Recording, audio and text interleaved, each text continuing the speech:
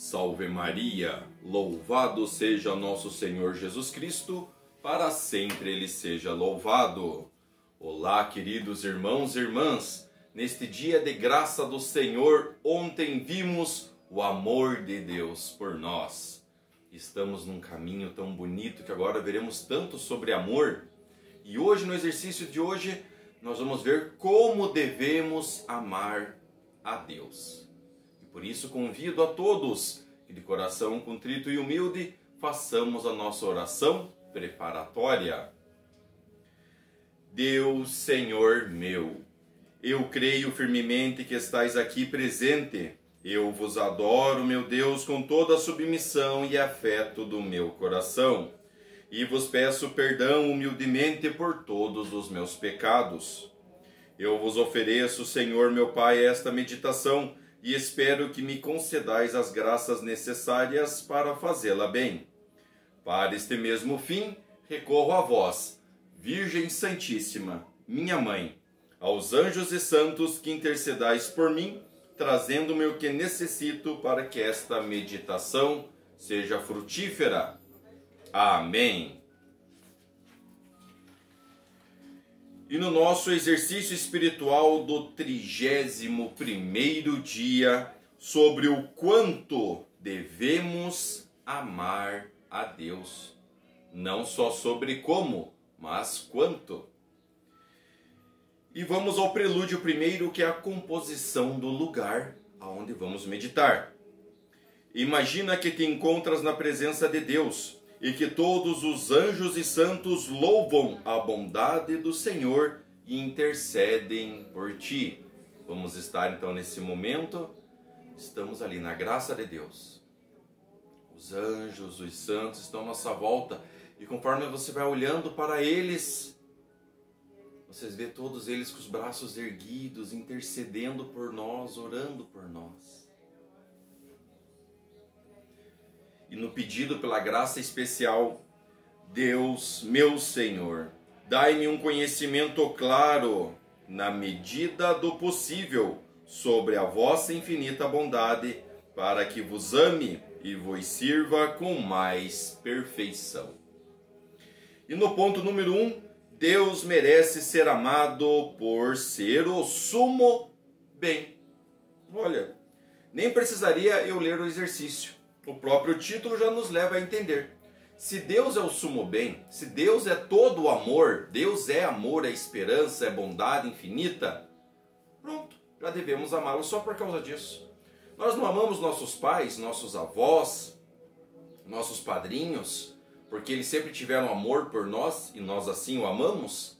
É a mesma coisa do amor de Deus. Nós poderíamos finalizar aqui só com o pensamento de lembrar como eu amava a minha mãe, o meu pai, o meu avô, a minha avó, o meu tio, a minha tia. Como eu amava eles e gostava de escutar suas palavras. Eu não os temia, mas eu os respeitava e tinha tanto amor por eles, porque eu via como eles me amavam. Mas vamos lá, queridos irmãos e irmãs. Aqui está, alma minha, o alicerce e a base que se apoia o amor perfeito de Deus. É apropriado amar a Deus por ser o sumo bem, o qual é digno, por si só, de ser amado como um amor infinito. No entanto, tu compreendes o que significa ser o sumo bem? Significa que Deus é um ser que contém infinitas perfeições, as quais possui em si mesmas, por si mesmo e em grau supremo, sem devê-las a ninguém. Para teres uma leve compreensão de tudo isso, considera, alma minha, somente algumas de suas muitas perfeições. Primeira, Deus é beleza infinita. Aqui é adequado recorrer apenas a imagens que, por mais vivas e expressivas que sejam, ainda assim serão semelhantes às ideias de uma criança que começa a pensar a respeito do movimento do Sol e dos planetas que brilham no firmamento. Beleza, hein? Que esplendorosa beleza, não é? Primeira imagem. a Santíssima Virgem Maria percebe muito mais sozinha da beleza de Deus do que todos os anjos e os escolhidos que estão juntos no paraíso. Tu és a Virgem, né? Sois bendita dentre todas as mulheres. Imagina como Maria não deve entender muito melhor esse amor de Deus, essa beleza infinita de Deus. Agora imagina que Deus eleva o teu entendimento e te permite ver de sua beleza ainda mais do que tu havias visto até então. Assim, um momento depois, te comunica uma luz nova, revelando o dobro do que havia sido revelado no primeiro momento. E assim, sucessivamente, por milhões de anos, poderia a bem-aventurada Virgem Maria ter visto um dia todo a beleza de Deus? Mesmo após milhões de anos, ainda sobraria tanta beleza a se contemplar quanto sobra água no oceano, após retirar-se a quantia que cabe na palma das mãos. A segunda imagem. O número dos anjos é quase incontável, e cada um deles possui uma beleza tão singular que nenhum ser humano conseguiria olhá-los sem desfalecer imediatamente diante da abundância de alegria que o inundaria ao contemplá-los. Imagina agora que Deus criasse um anjo que contivesse em si a beleza de todos os anjos juntos. Que beleza extraordinária não seria essa? No entanto, ainda assim seria infinitamente inferior à beleza de Deus. Imagina ainda mais que Deus criasse em cada momento, ao longo de 1000 anos, 1 milhão de anjos. E cada um desses anjos seria mais belo do que o outro. Da mesma forma que no momento presente, o supremo dos serafins supera um homem comum.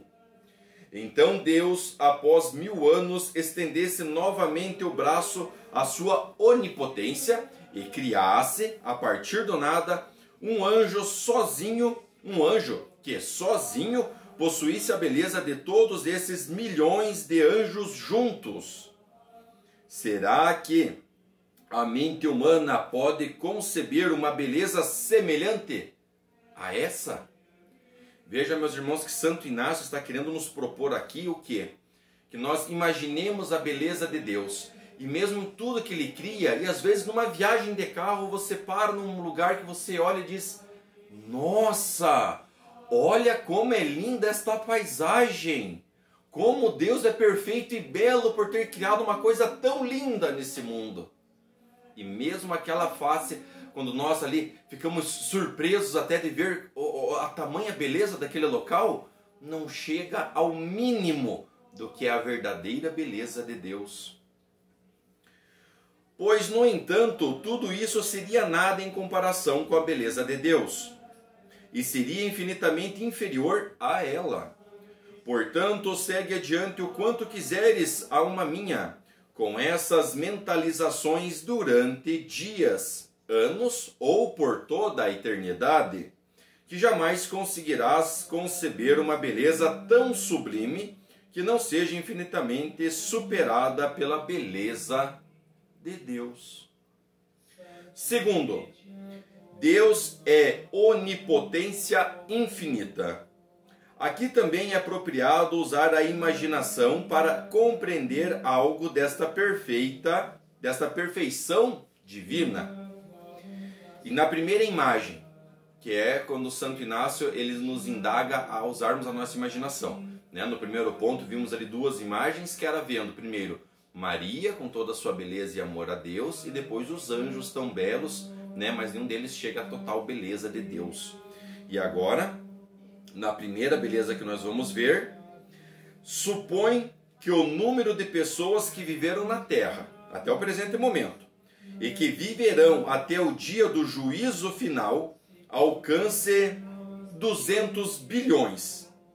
Este seria um número impressionante. Algumas almas desses homens estão no inferno, outras no purgatório e outras no paraíso. E os seus corpos foram reduzidos a pó. Enfim, amanhece o último dia, e a trombeta do anjo ressoa por todas as partes do universo. O que acontecerá? Em um piscar de olhos, e imediatamente os corpos ressuscitam. As almas voltam a entrar neles, e os 200 bilhões de homens estão vivos novamente. Que prodígio incrível! No entanto, o que foi necessário para realizá-lo? Não foi preciso mais do que essas duas palavras da divina onipotência: mortos, ressuscitai. Na segunda imagem que vamos imaginar, pedimos ali na presença de Deus, ele descendo do céu para a beira do mar, da mesma forma que ao criar o primeiro homem, parou no campo Damasceno, e com uma voz imperiosa diz: haja aqui tantos homens quanto há grãos de areia nas praias. Portanto, com esses comandos de onipotência, não apareceriam imediatamente tantos homens quantos eram os grãos de areia? Então, que deixem a imaginação correr solta, que criem quantas visões desejarem, vamos ampliá-las e multiplicá-las conforme suas vontades, pois nenhuma delas considera sequer conceber algo que supera a infinita grandiosidade da onipotência divina. Basicamente, aqui neste segundo exemplo, ainda estamos no ponto número 1. Neste segundo exemplo aqui que estamos vendo, é mostrar a onipotência real de Deus. O que Deus ordena, acontece. O que Deus quer, vai acontecer. O que Deus permite, vai acontecer.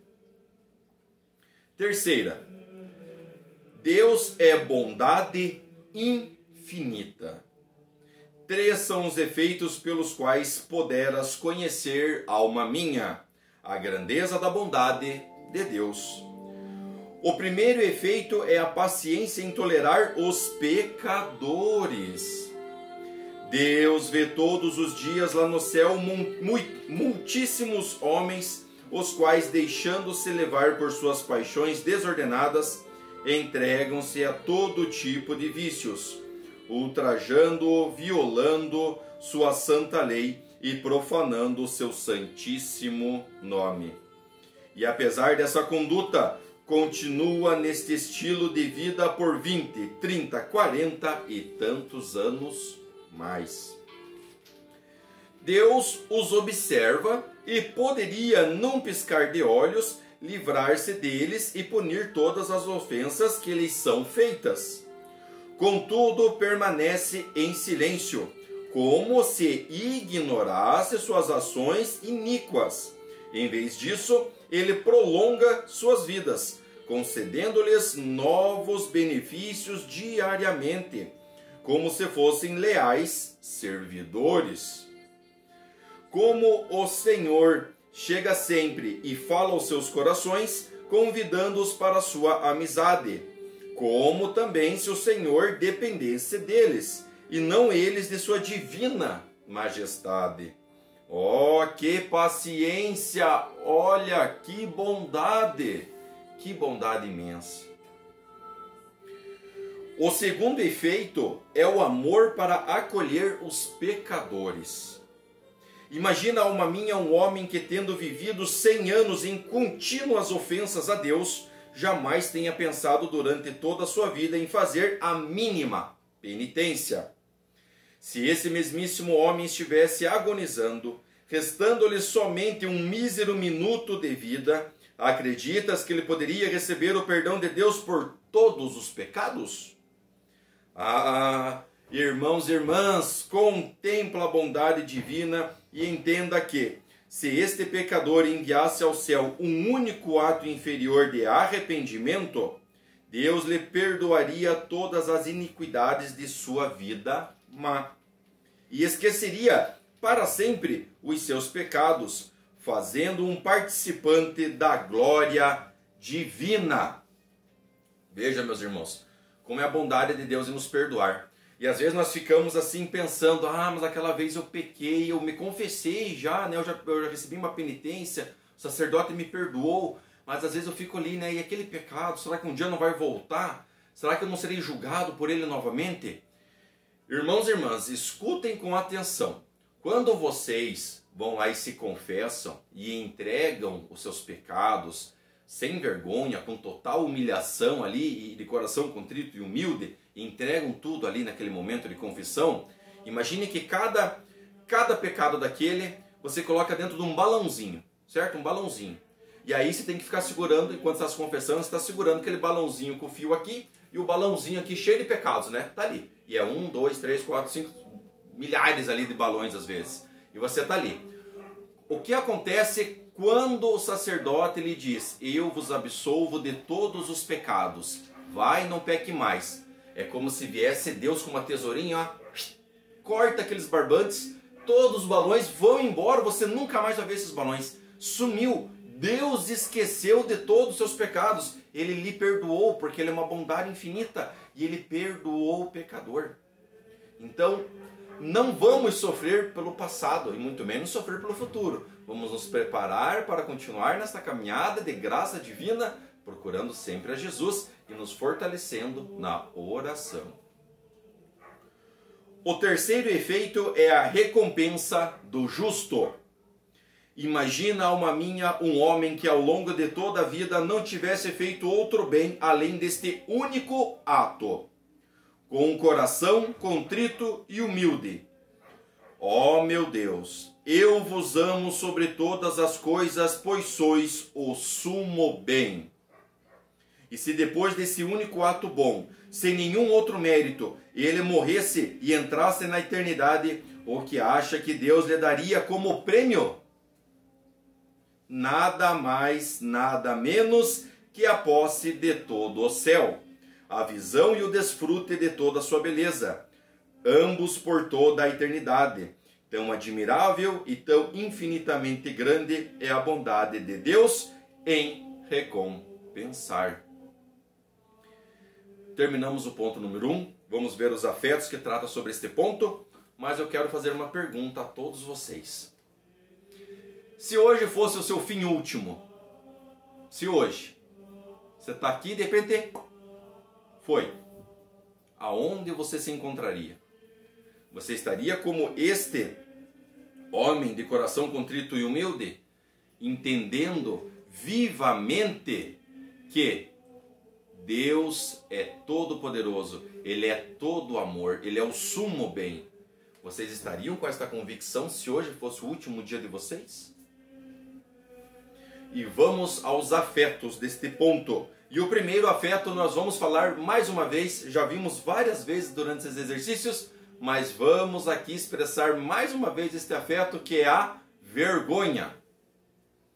Sim, meu Deus, eu reconheço a fé. E a fé me ensina que vós sois um tesouro incomparável, um propósito de perfeições infinitas, um bem que merece ser amado sem limites. Então, meu Deus, qual é a razão para que um coração criado por vós, unicamente para vos amar e possuir, apesar de todos esses conhecimentos e fé, permaneça tão insensível, indiferente e frio? Não me sinto atraído pela intimidade convosco, meu Senhor. O silêncio, a solidão e a introspecção me incomodam. Não percebo em mim aqueles efeitos que o verdadeiro amor normalmente costuma gerar em quem o possui. E o que isso quer dizer? Reconheço, meu Deus, minha miséria, e nela terei que desfalecer até o fogo do divino amor, e que se acenda em mim, em meu coração, este amor. Afastai para sempre de mim a frieza e fazei com que eu comece de uma vez por todas a amar perfeitamente a vossa divina bondade, nunca, nunca deixando de amá-la. E o segundo afeto que nós vamos ver agora é o propósito e o arrependimento. Vimos a vergonha, sentimos a vergonha. Agora vamos nos arrepender e colocar como propósito. Mas quando começarás a fazer isso, alma minha? Queres mesmo saber? Tu começarás somente quando morreres completamente para ti mesma e para todas as criaturas. Somente então o teu Deus usará de sua misericórdia contigo e inflamará o teu coração com esse fogo sagrado. Se assim for, meu Deus, a partir de agora desejo me despojar totalmente de mim mesmo, entregando-vos meu coração por completo e vos amando com todas as minhas forças. Abomino todos os meus pensamentos, afetos que direcionei às criaturas, e me arrependo de tudo aquilo que fez de minha vida que não foi feito por vosso amor. Afasta de mim, Senhor, todos os pensamentos vãos, desordenados e estranhos. De agora em diante, somente a vossa suprema vontade e amor serão objeto de todos os meus pensamentos, o fim de todos os meus desejos, o propósito de todas as minhas ações. Mas, ó meu Deus, por mais sincera que seja a minha resolução, jamais conseguirei cumpri-la se não vos dignardes fortalecer a minha fraqueza com a vossa graça. Voltai então para mim os vossos olhos benignos e lembrai-vos de que derramaste todo o vosso preciosíssimo sangue, com o único propósito de que eu vos amasse.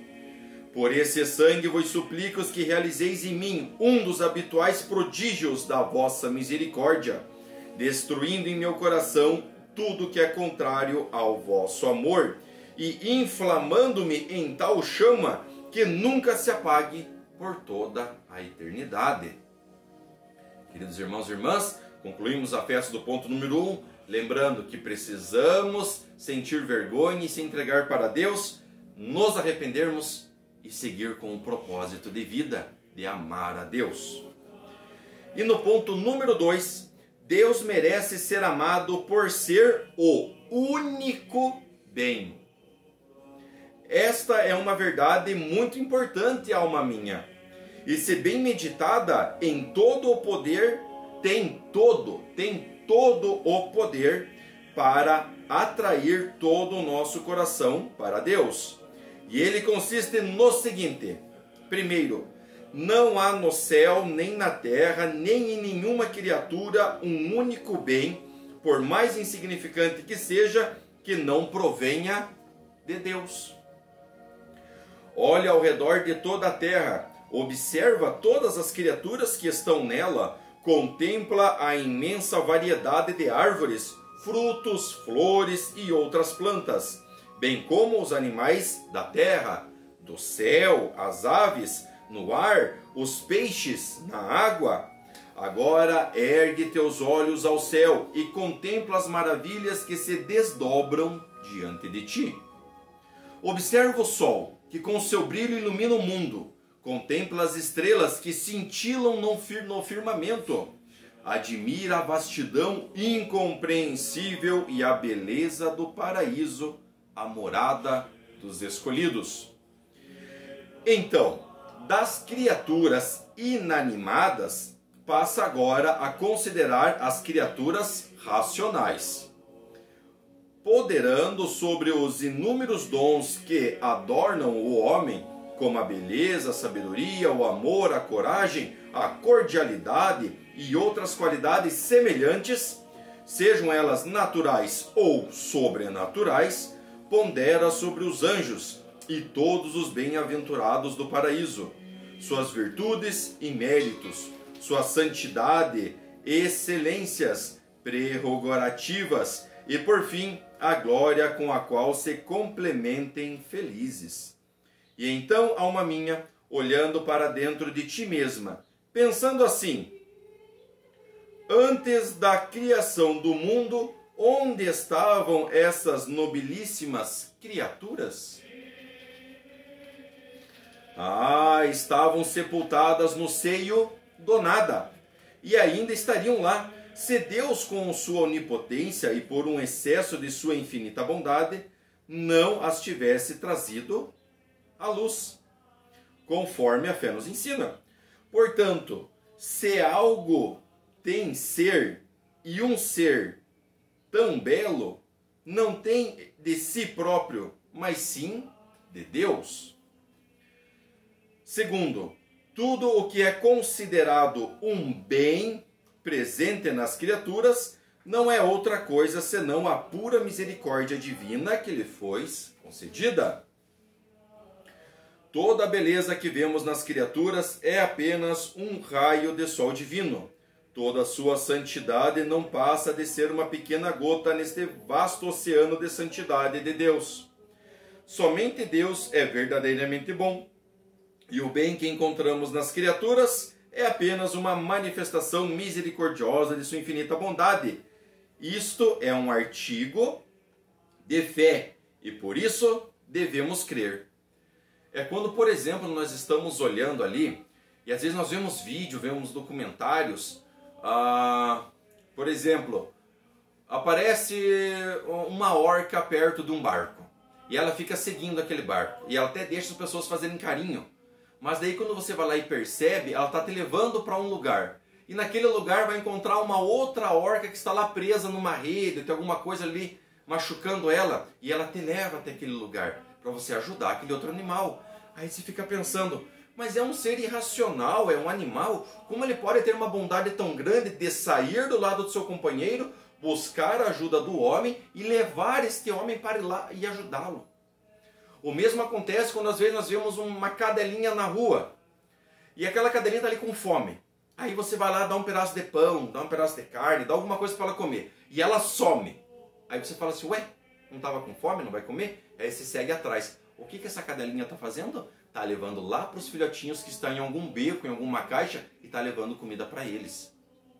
Veja, irmãos, quando às vezes nós vemos em algum tipo de acidente, algum animal que fica do lado ali e não abandona o seu dono, o seu criador ali, o seu adestrador, mas ele fica ali do lado, e às vezes a gente escuta até, às vezes alguns animais parece que estão chorando, né? A gente fala, nossa, olha só, os animais parece que tem mais bondade neles do que até mesmo os próprios seres humanos. Tem bondade com os outros. E o que se assemelha a esta bondade, irmãos e irmãs? É o próprio amor de Deus quando criou estas criaturas. É um sinal de que todas as criaturas foram feitas por Deus e elas têm, e mesmo incompreendendo aquela situação muitas vezes, elas entendem que tem um certo amor dentro delas, que é o amor divino de Deus, seu Criador. Mas será que na nossa vida se adequa a essa fé? Continuando. Ai, como desperdiçamos os mais nobres afetos do nosso coração. Por isso, alma minha, medita atentamente sobre as consequências necessárias que deveriam dessas impressionantes verdades e incorporá-las de tal maneira que nunca saiam de tua memória. Primeira consequência: Deus merece ser amado infinitamente. A razão te ensina isso. Todo bem merece amor e um bem infinito merece um amor infinito. Deus é um bem infinito, portanto, merece ser amado infinitamente.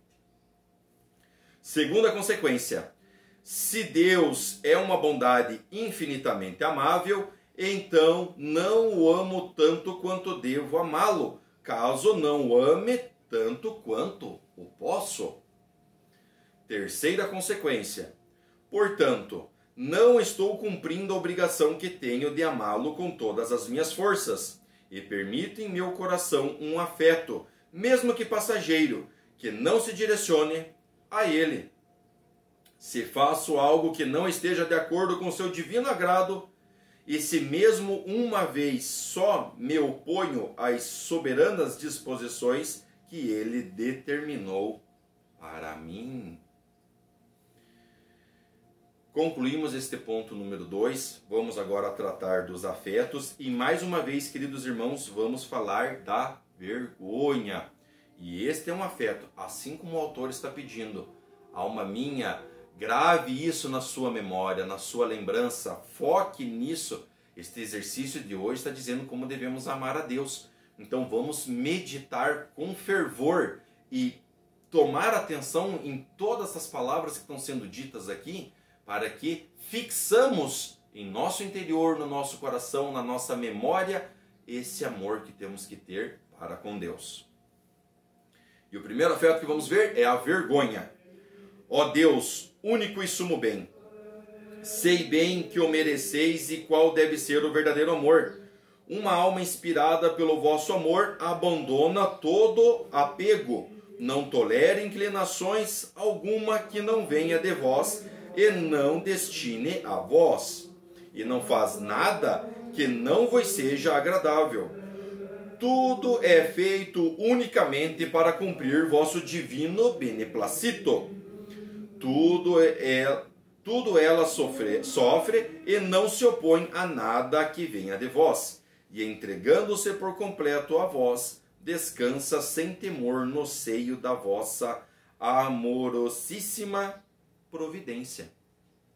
Oh, como é felicíssimo o estado dessas almas! O santo amor, quão belo e desejável és! Mas quanto de ti há em meu coração? Quantas horas da minha vida poderei eu contar em que tenha amado desta maneira?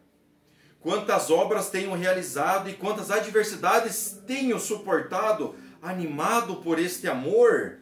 Pobre de mim, irmãos e irmãs, quem me dará fontes de lágrimas para chorar dia e noite por essa falta de amor? É esta a vergonha que nós sentimos. Nós temos tanto amor, mas será que esse todo amor que nós temos estamos entregando certo? Será que estamos direcionando certo? O segundo afeto que nós vamos ver agora, queridos irmãos, é o amor e consagração. Mas porque estou aflito, tudo ainda pode ser feito e reparado com fervor. Sim, ainda temos tempo, né? Não morremos, não chegou o nosso fim último, então ainda temos tempo. Temos tempo. Afasta-te então de mim, covardia, porque eu também não poderia fazer o que tantos jovens e várias virgens delicadas fizeram na flor de sua juventude. Tudo isso disse um dos maiores santos, não por minhas próprias forças, mas naquele que me conforta. O mesmo digo eu, e com esta confiança em vós, ó meu Deus, ó minha fortaleza, ó meu tudo, começo a vos amar e me entrego completamente a vós. Tomai, ó sumo bem, minha liberdade, a minha memória, o meu entendimento e a minha vontade. Tudo que tenho e possuo foi dado por vós, e tudo vos devolvo. Não desejo outra coisa, nem anseio mais nada, senão o vosso amor. Somente com isto os meus desejos são satisfeitos, e sou suficientemente rico. Sim, se nós conhecemos o amor de Deus e cremos nele e entregamos o nosso amor para ele, já podemos nos considerar uma pessoa extremamente rica. Porque se temos o amor de Deus sobre nós, qual riqueza maior sobrepõe isso? Não existe ouro, não existe diamantes, não existe nada mais precioso do que ter o amor de Deus. E o terceiro afeto que vamos ver agora é a súplica. Vinde então, ó Santíssimo e Diviníssimo Espírito. Vós sois o amor por essência e a origem daquele fogo divino que ardia nos corações dos santos. Vós sois a santidade por essência e a fonte daquelas graças eficazes que penetram os corações humanos e os arrebatam para Deus com todos os seus afetos. Ah, dignai-vos vir ao meu coração, purificá-lo de todas as imperfeições e fazê-lo arder em vosso fogo. Estou pronto para fazer e sofrer. Dispondo, pois, de mim como desejardes, que não me oporei em nada. Apenas vos peço o vosso amor, para que seja a norma de toda a minha conduta. Isso aí, irmãos. É com esta súplica que devemos nos entregar a Deus. Obrigado, Senhor, por tudo. Nós já fazemos uma oração de agradecimento por acordar no dia. Nós fazemos uma oração de bênção e agradecimento pelo nosso alimento. E nós fazemos esta súplica a mais. Porque sim, em todos os momentos de aflição, momentos de dúvida, foquem na oração.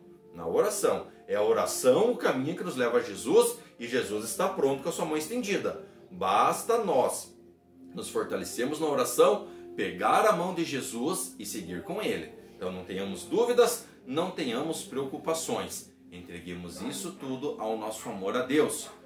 E com isso, irmãos e irmãs, concluímos este nosso 31º dia dos exercícios espirituais. E aqui no finalzinho, no segundo afeto, nós vemos as palavras de Santo Antônio Maria Claret, expressando ali verdadeiramente a sua admiração a Santo Inácio de Loyola, porque é a explicação que ele dá quando ele diz assim, né?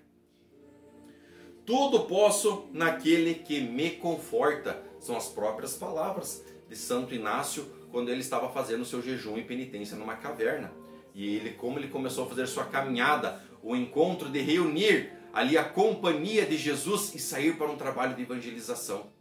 Então, por isso, queridos irmãos e irmãs, com este pensamento de como devemos amar a Deus, vamos também manter o nosso coração focado. Lembrem-se, gravar na memória e no coração este sentimento que vimos hoje de como devemos amar a Deus.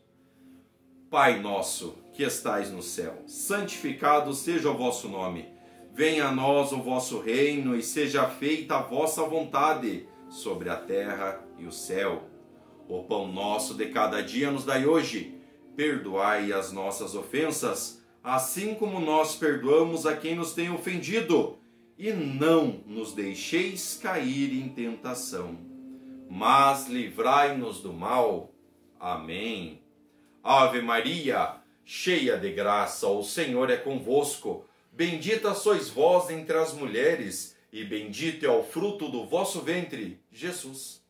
Santa Maria, Mãe de Deus, rogai por nós, pecadores, agora e na hora de nossa morte. Amém. Amém, queridos irmãos. Vamos agora com esse sentimento de amor, esse sentimento de alegria e fazer a nossa conclusão dessa meditação. Iniciemos com a ação de graças. Dou-vos graças, meu Deus, pelos bons pensamentos, afetos e inspirações que me comunicastes nesta meditação. Oferecimento. Ofereço-vos as intenções que nela formei e peço-vos pela graça eficaz para colocá-las em prática. Para este fim suplico a vós, Maria, minha mãe, anjos e santos de minha devoção, que intercedais por mim e me alcanceis esta graça. Amém. O Senhor esteja convosco, Ele está no meio de nós, que por a intervenção do amor divino de Deus, Ele abençoe as nossas casas, os nossos lares, as nossas vidas, os nossos locais de trabalho. E para isso pedimos a sua bênção, a bênção de Deus Todo-Poderoso, Ele que é Pai, é Filho e é Espírito Santo. Amém. Fiquemos na graça e no amor de Deus. Salve Maria!